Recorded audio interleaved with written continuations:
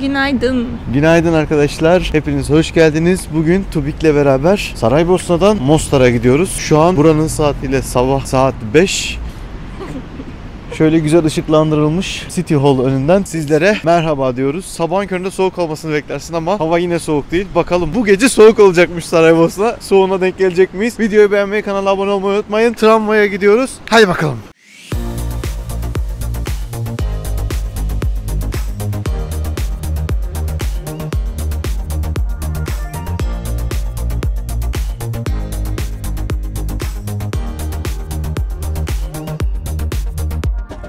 Kendi sitesinden gördüğüm kadarıyla 5'i 10 geçeden itibaren gece saat 12'ye kadar tramvay var. Google'a göre, daha doğrusu Google haritalara göre 5'i 10 geçe ücretsiz görünüyor. Ne kadar doğru bilmiyorum. Başçarşı durağına doğru gidiyoruz. Oradan da Müzej diye yazıyor. Herhalde müzedir de. Hani ne olabilir? Müze durağına kadar tramvay seyahati yapacağız. Soğuk değil ya. Evet, soğuk değil. Yine çanta.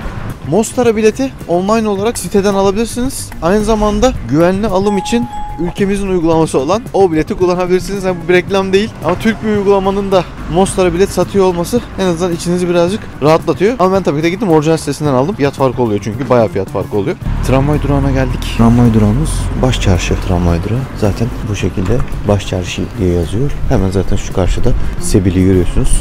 Sebil'in hemen karşısında bekleyebiliyorsunuz. Saatler Google'da var. Güvenilir saatler mi? Birazdan öğreneceğiz. Burada normalde dışarıdan bilet satışı yapılıyormuş ama şu an bilet yerleri açık değil. Duraktan satın alırsan 1.60 mark. İçeriden alsam 1.80 şeklinde. Ulaşım her yerde aynı fiyat burada. Tramvaya bindik. Ücretsiz değil arkadaşlar. Kişi başı 1.80 mark. Şöyle.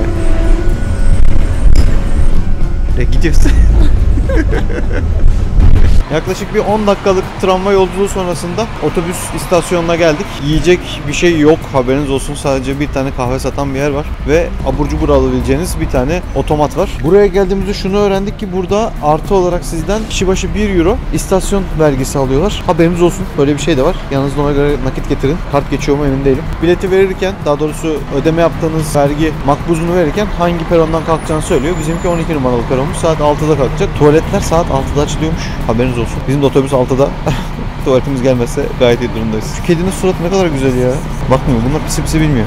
Bunlar pisi pisi bilmiyor. Dur onların dilinde biraz yapalım. Kiti kiti. Pis pis. Pisi pisi be. Su kapırdısı. Bakmıyor. Şimdi otobüse bindik. Biletlerinizi çıktı almanız gerekiyor. Yanınızda olması gerekiyor. O yüzden kesinlikle çıktı almayı unutmayın. Yolculuğa başlıyoruz.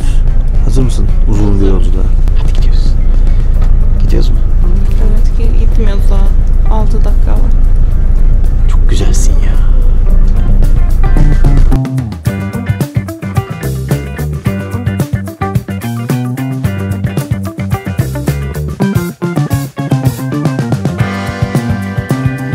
Ve geldik. Yaklaşık 2 saat 45 dakikalık bir otobüs yolculuğu ardından varabildik. Normalde şu arkamda görmüş olduğunuz kocaman binada buraya trenle gelinebiliyor. Fakat şansımıza bu Ekim ayında mı Kasım ayında mı tren herhalde tadilata girmiş. Öyle olduğu için de Mostar'a herhangi bir tren yok. Siz yine geldiğiniz zaman kontrol edin. Hem tren daha ucuz, daha çabuk varıyor. 1 saat sürüyormuş sanırım. Şimdi Mostar'a geldiğimiz için karşıya yol veriyorlar, çok güzel. Türkiye'den alışkanlık, arabaya yol veriyorduk da. Şimdi Mostar şehrinin içine doğru yürüyoruz.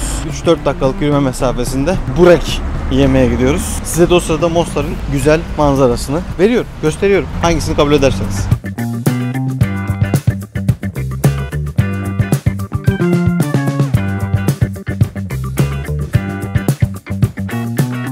Yol üstünde bir börekçiye oturduk. Rodeni isimli bir börekçi. Arkadaşlar boşnak böreği güzel bir şeymiş. Yani biz çok beğendik. Kıymalı nasıl hayatım? Güzeldi, bayağı soğanlı, sarımsaklı, baharatlıydı. Dünkü gibi içi kuru değildi. Bunun üzerinde sos ayrıca istiyorsun. Hani yoğurt istersen döküyorlar. Yoğurtsuz geldiği anda aklıma ilk şey geldi. Eğer dönerin güzelse sossuz yaparsın diye bir şey var ya, onun gibi. Gerçekten çok güzeldi. Hem peynirlisi hem kıymalısı harikaydı. Ve daha uygundu. 2 börek, 2 çay. Bir de kupada geliyor çaylar. 13,5 mark tuttu. Bizi mutlu etti. Hem karnımız doydu hem de ağır değildi. Gayet güzeldi. Artık yolumuz Mostar'ın eski şehrine doğru. 2-3 dakikalık yürüme mesafesinden sonra hem Mostar Köprüsü'nü hem de Mostar'ın eski şehrini göreceğiz. Yürüyoruz. Haydi bakalım. Evet arkadaşlar, Mostar Köprüsü'ndeyiz. Mostar Köprüsü 1566 yılında kanuni zamanında yapılmış. Bu köprüyü yapan kişi de Mimar Sinan'ın öğrencisi Mimar Hayrettin'miş. Bu köprü de hani öyle bir köprü ki aman aman aşırı sağlam bir köprü. Most zaten köprü demekmiş Boşnakça'da. Köprülü yer anlamında Mostar ismini almış. Bu köprünün yapımı sırasında köprü yıkılırsa kelleni alırım demiş kanuni Mimar Hayrettin'e. O yüzden çok fazla kalıp taş kullanılmış. Şu karşımda görmüş olduğunuz tepeden savaş zamanında Hırvatlar bu köprüyü yıkıyor. Ve bunun videosu var. Yıkamıyorlar. Gerçekten yıkamıyorlar. Arda arda top atışları ve çok zor yıkılıyor. Sonrasında tekrardan inşa edip sağlamlaştırılıyor. Eski haline getiriliyor. Bu arada arkadaşlar, eskiden Bosna Hersekli gençler sevdiklerine sevgilerini kanıtlamak için bu köprüden aşağı atlıyorlarmış. Atlıyorlar dediğimi şimdi size göstereceğim ne kadar bir yüksek olduğunu. En tepesinden göstereyim. En yüksek noktası burası. Şu görmüş olduğunuz yerden aşağıya atlıyorlar. Buradan sevdiğini kanıtlamak için aşağı atlıyorlar. Açıkçası ben yapamazdım. Tuba, seni seviyorum ama atlarsam bir daha hani benimle hayatın olmayacak, o yüzden. Mostar'ın biraz içeri tarafında da bir köprü daha var. Kriva Kuprija dedikleri bir köprü. İlk kaynaklarda 1558'de geçmiş ve bu köprü de tabii 92 yılında yıkmışlar. Tobik, klasik esprimi yapabilir miyim? O Mostar Köprüsü, bu da Mr. Köprüsü. Dıdım. Aa, ne kadar güzel görünüyor, baksanıza. Çok güzel ya. Bir rivayete göre sevdiği için Mostar'dan atlayamayanlar buradan bir ayaklarını sokuyorlarmış. Aman, yeşil başlı göbel ördek. Aha, ne kadar güzelsiniz. Evet arkadaşlar, demin söylediğim atlıyorlar dediğim yükseklik aha da bu. Mostar Köprüsü, buradan aşağı atlıyor. Manyak oğlum bunlar. Atlanır mı lan buradan? Sevdiğin için atlıyorsun da indiğinde sen olmayacaksın. Sevdiğin ne yapacak? Başkasına verecekler. Burası arkadaşlar sahil olarak geçiyor. Yaz zamanı buradan nehire girebiliyorsunuz. Akıntı buradan götürse de kayalıkların orada durabiliyorsunuz. O açıdan da farklı bir durum. Ama su çok temiz, gördüğünüz gibi. Çok güzel bir yeşillik. Bir şey anlatıyorum, susar mısın? Küçük Mostar Köprüsü'nün altından akan şu suyun dibinde bir yere oturduk. Mekan önemli, Behar diye bir mekan. Puanla falan bakmadık, şimdi yalan olmasın, kötü de çıkabilir. Ama biz zaten burada kahve içmeye geldik. 2 tane Bosna kahvesi, yani Türk kahvesi söyledik. Karşı taraf da güzel, oraya da oturabilirsiniz. Biraz burada dinleneceğiz. Sonuçta bakalım neler var, bizi neler bekliyor. Bakalım.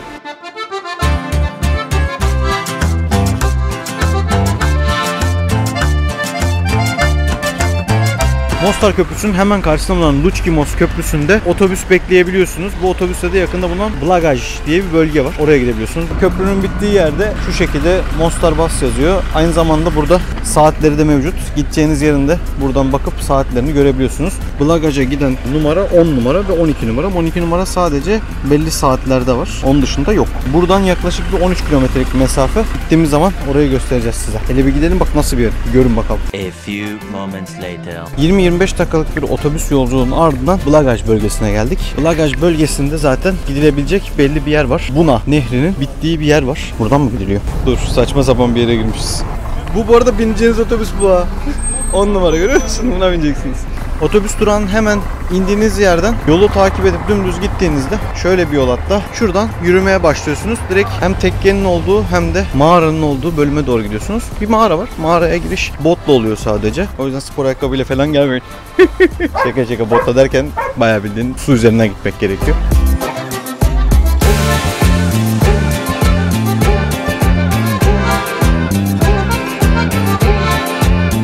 Blagaj bölgesine asıl gelinme sebebi şu an üzerinde bulunduğumuz Buna Nehri. Buna Nehri akmam diyor arkadaşlar. Nehrin güzel tarafı, şu an burası çok serin. Şöyle dağın altından kaynağını alıyor. Zaten mağaranın içinden geliyor. Normalde yazın büyük ihtimal sular çekiliyor. Burada şemsiye asılacak yerler var.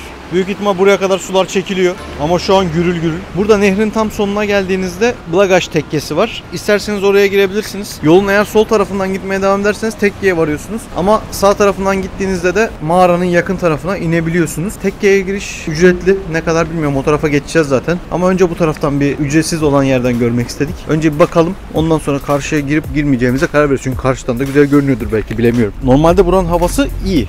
Güzel yani, çok soğuk da değil. Normalde yağmur görünüyordu, yağmur yağmadı. Ama şöyle bir şey var. Köprünün üzerine çıktığımız anda soğuk suyun şeyini direkt hissediyorsun. İşte Blagaj tekkesi karşı taraftaki yer. Burası da nehrin başladığı yer. Aşağı taraftan gitmeyin. 2 yol var. Aşağı taraftanki yol bir tane mekanın içine çıkıyor. Üst taraftaki yol eski bir merdivenden çıkıyorsunuz.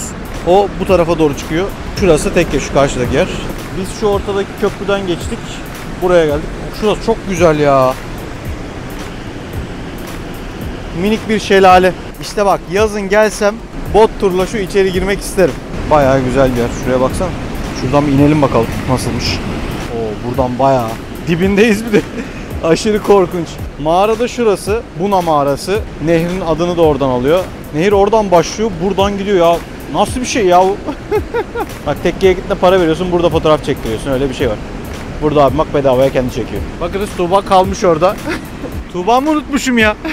Nehire en yakın olduğum noktayı size göstermek istiyorum. Aa nehir burada. Su yüksek olduğu için böyle yazın büyük ihtimal buralara iniliyor. Buraya çok inesim var ama su gördüğünüz gibi çok derin. Buraya inersem her yerim sırılsıklam olur. Şurada da bir şey var. Onu atlarsam da kesin dengemi kaybederim. Hiç riske almayacağım kendime arkadaşlar. Kusura bakmayın. Burayı görmeye geldim. Ölmeye değil. Ama işte mesela burada şeye girmek isterdim. Mağaraya girmek isterdim. O maalesef bu mevsimde hele ki bu akıntıda yok. Eğer Mostar tarafına gelecekseniz sadece 20 dakikalık bir mesafede gelip burayı da bu doğa harikasında görebilirsiniz. Gerçekten bir doğa harikası. Hani benim gördüğüm en güzel yerlerden biri. Yani merdiven falan da koymuşlar zaten. Rahat bir şekilde aşağı inebiliyorsunuz. Ya bu kadar yakınına gelmişken görmezsek olmaz ya. Gayet güzel. Hele şu açıdan müthiş görünüyor. Şu karşıda bir restoran var. İsterseniz bu restoranda da yemek yiyebiliyorsunuz. Yine kapısının oraya gideceğiz, bakacağız ne olduğuna. Eğer uygun bir şeyse tabii ki de girip görürüz. Aa normalde bak şu tepede bir şey yazıyormuş da sökülmüş. Ha bu arada durduğumuz yeri de göstereyim. Ah, tepeme baksana. Dağın altındayız bir de yani. Şu dengem kayboldu. yukarı bakınca dengem kayboldu. Burada arkadaşlar suyun içine sandalye koymuşlar. Düşündüğünde ben ilk başta sandım, acaba su mu çekiliyor dedim. Tuba dedi ki yo dedi, ayağını sokabilirsin dedi. Gayet mantıklı geldi bana da. Çünkü masaları sabitlemişler. Yani sabitlediysen belli ki su akmaya devam ediyor. Buradan çok güzel görünüyor Tuba, baksana. İyi ki yağmur yağmadı ya. Çok güzel. Güneş de çıktı. Hadi başarabilirsin. Çırp ayakları, çırp. Bas. Bas, ters akıntıdasın, bas. Uç direkt, uç, sen uçmadan kurtulamazsın. Hadi. İşte bu be. İşte bu kadar be. Drift atıyor şu an, bak drift atıyor. Tekkenin hemen girişinde bir tane restoran var.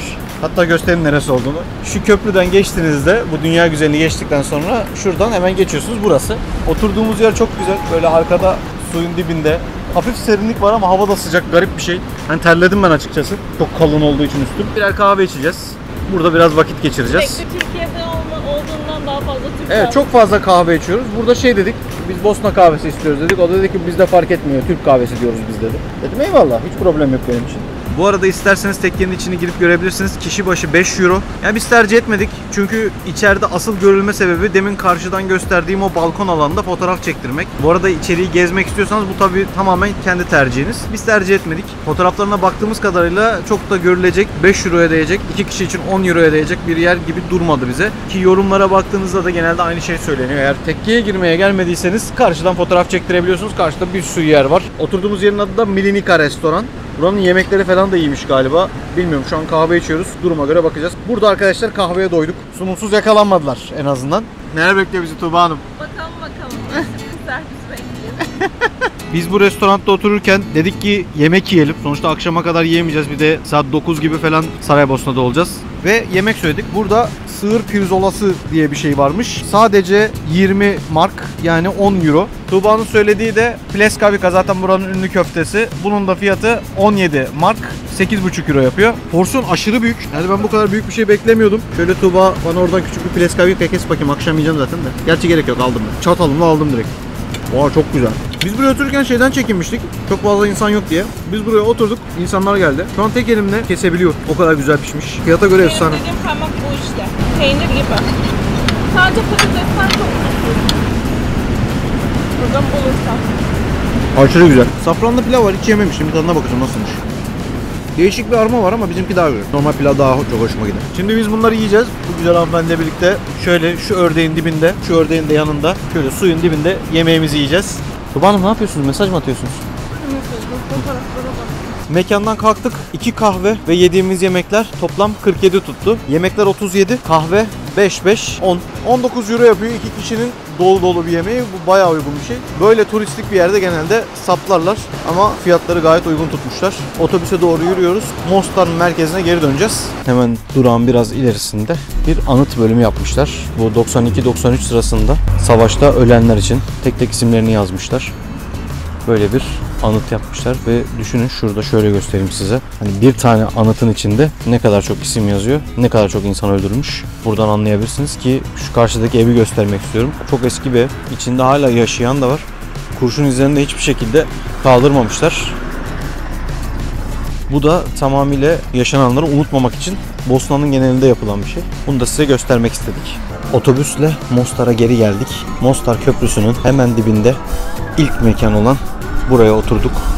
Starigrad kafeymiş. Şu an buranın havası buz gibi ve hava 8 derece.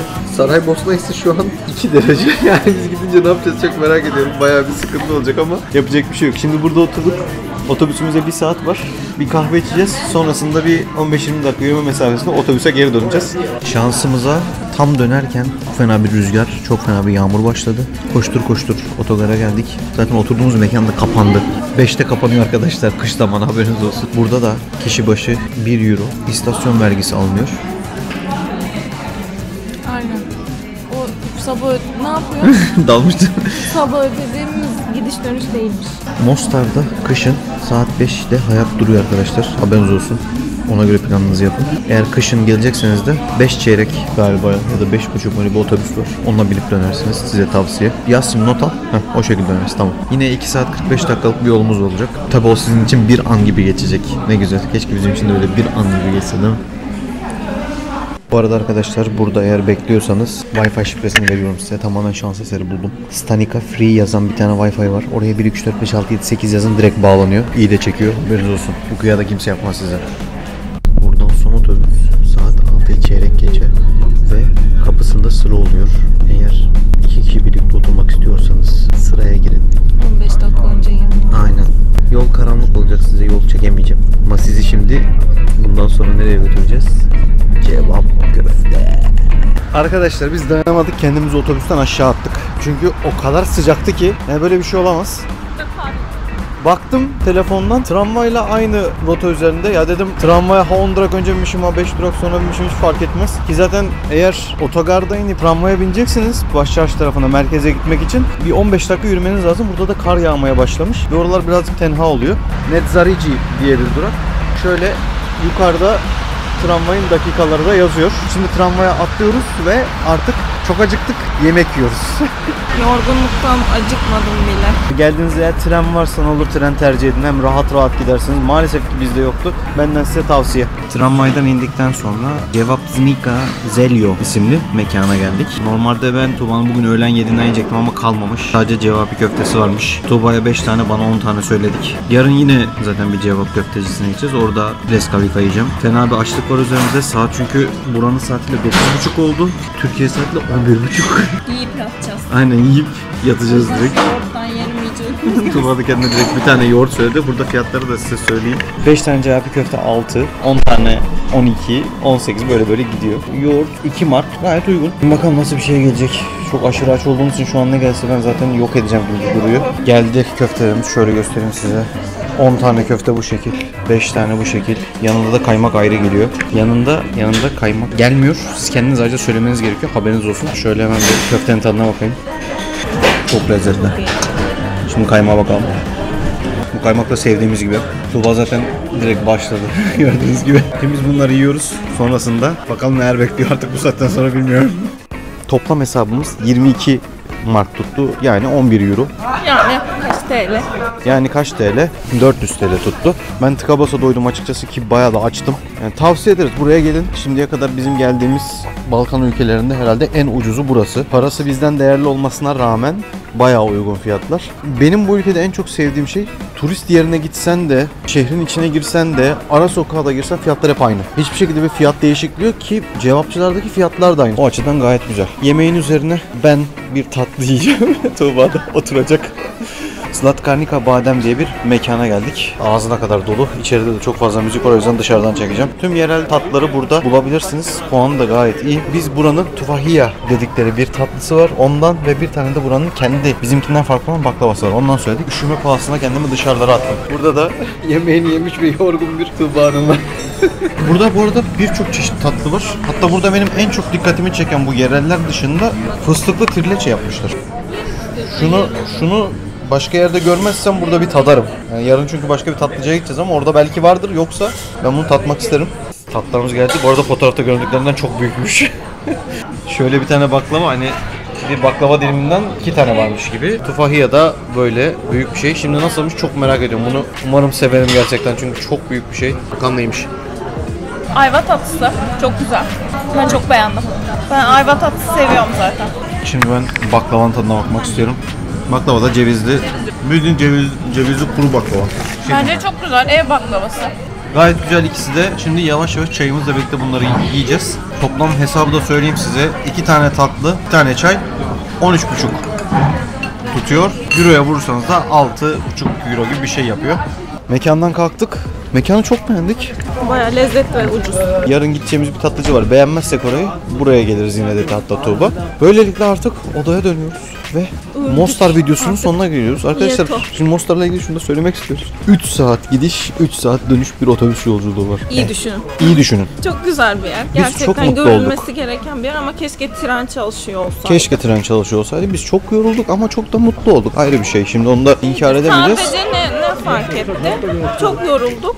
Dinleneceğiz yatıp.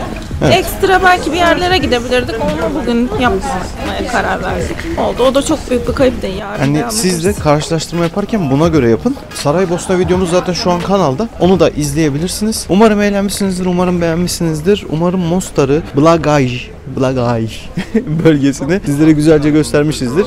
Ucundan da Saraybosna'da bir akşam yemeği gördünüz. Videoyu beğenmeyi, kanala abone olmayı, yorum yapmayı ve arkadaşlarınızla bizimle paylaşmayı unutmuyorsunuz. Neden hayatım? Bedava. Aynen öyle, bedava. Sizleri çok seviyoruz. Kendinize iyi bakın.